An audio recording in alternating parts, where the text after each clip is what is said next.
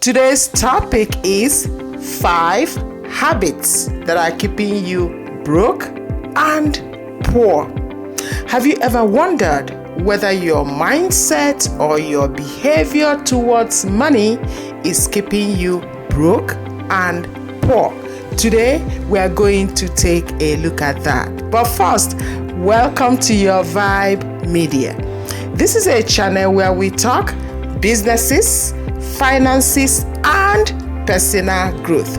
Back to today's topic, 5 habits that are keeping you broke and poor. Number 1, living beyond your means. That means you're spending more than is coming in. You're spending more than you're earning.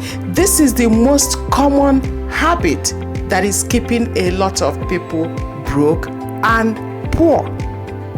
How do we do this? Excessive luxuries. Do we go to dine at fine restaurants regularly? Do we purchase luxurious items like luxury watches, name brand clothing, shoes, bags? What about the home we live in? Are we living in a home that is too much in terms of the square footage? Are we not able to afford or make the monthly mortgage? Are we driving luxurious cars like the BMWs, the Mercedes, the Porsche? My dear friend, the key word here is excessive. If we are able to make the money and we can afford it, let's go ahead and treat ourselves, because you know what? We deserve it when we have the money. The problem is when we do not have the money. We are probably trying to impress our neighbors with our new cars, and then the neighbors might not even care. The neighbor will go home and sleep while we are tossing on the bed trying to figure out how we can make the next car payment.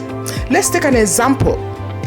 If we earn $5,000 a month and our expenses runs into $7,000 a month, we have to make up the difference from somewhere. And most of the time, we go to get loans or high interest credit cards from financial institutions. My dear friends, let's take a look at this and see how we can cut down on our expenses so we can live within our means. Number 2, neglecting budgeting. Budgeting is a key that will unlock our ability to make money or create wealth. When we budget, we are able to track the earnings or our income, and then we are able to also track our spending. We'll be able to find out if our spending is in line with our financial objectives. When we budget, we are able to take care of our needs, not our wants. Budgeting will let us take care of our housing, our utilities, our transportation, our feeding, which are the basic things. And then it goes further to take care of our taxes and our insurances and so on and so forth. But the key with budgeting is that we are able to live within our means. So my dear friends, if you have not started budgeting, please make it your responsibility to start doing your monthly budgeting. Number 3, impulse purchasing. As the name implies, it means purchasing on impulse. We did not take into consideration the impact of that spending on our finances, because When we buy stuff on impulses, most of the time, we buy things we don't need. Remember, if we needed that item, we would have planned to buy it, or it would have been on our list of things to buy.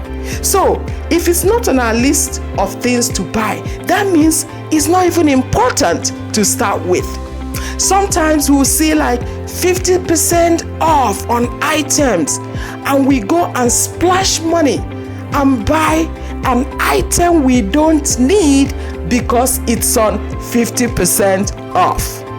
The worst part is when we go for buy one, get one free. In that case, we are getting two of things we don't even need because it's on sale.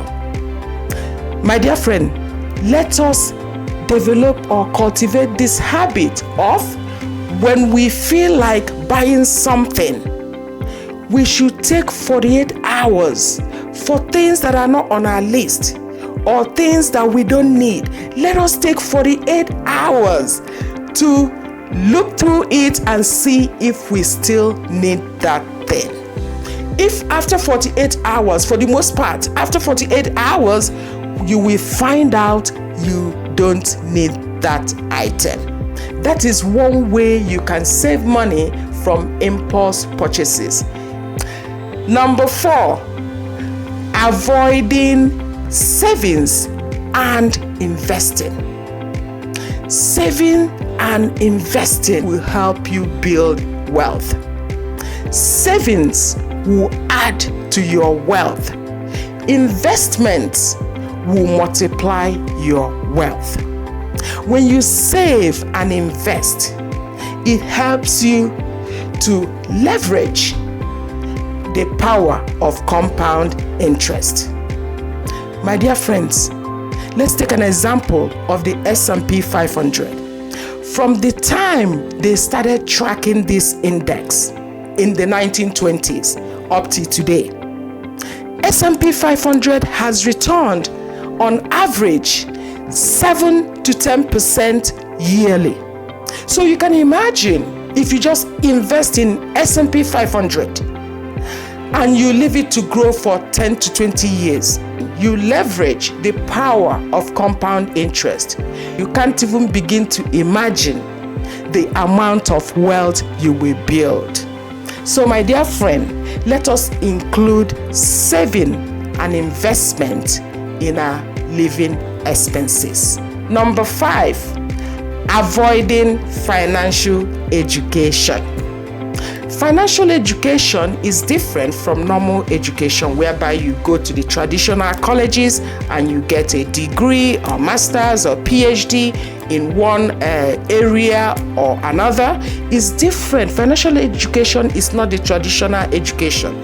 You can be educated traditionally, but you still don't have financial education.